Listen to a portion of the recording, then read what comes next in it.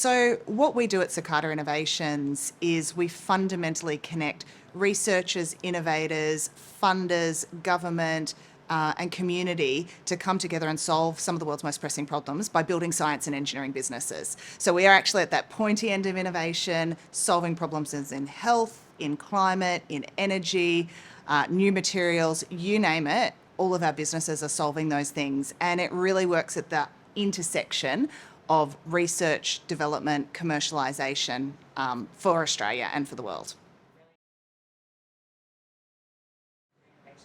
So the vision that we talk about all of the time at Cicada and that I'm personally passionate about is really about the potential and the opportunity for Australia and how we can actually unlock it from the assets that we already have.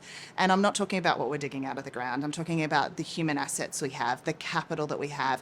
But what we need to do that to start with is have a really bold vision. Because if you don't have something that you're leading towards, if you don't have an ambitious goal, if you don't really kind of drive towards the impossible, it's really hard to excite people to unite and follow you. But when you have ambitious goals, which I think, we really do around climate change, around feeding the world, around human health.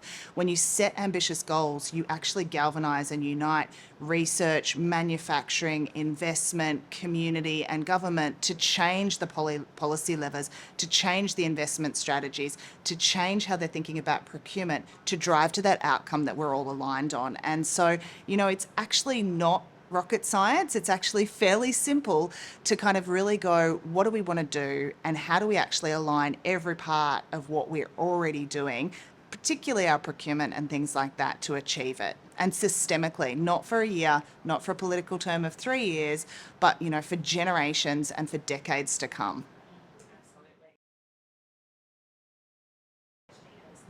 The thing that's really excited me about the Innovation Oz papers in particular is the common thread that goes through it around systemic change and a recognition by almost every single contributor that we're looking for decadal change.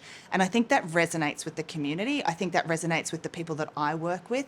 We don't believe you can solve really gnarly problems in a day, a week, or a year, or 3 years. And we want to get those levers right. And so this is a great forum for having an in-depth conversation, debating the ideas, and really kind of going, we're not looking for a quick sugar hit fix here.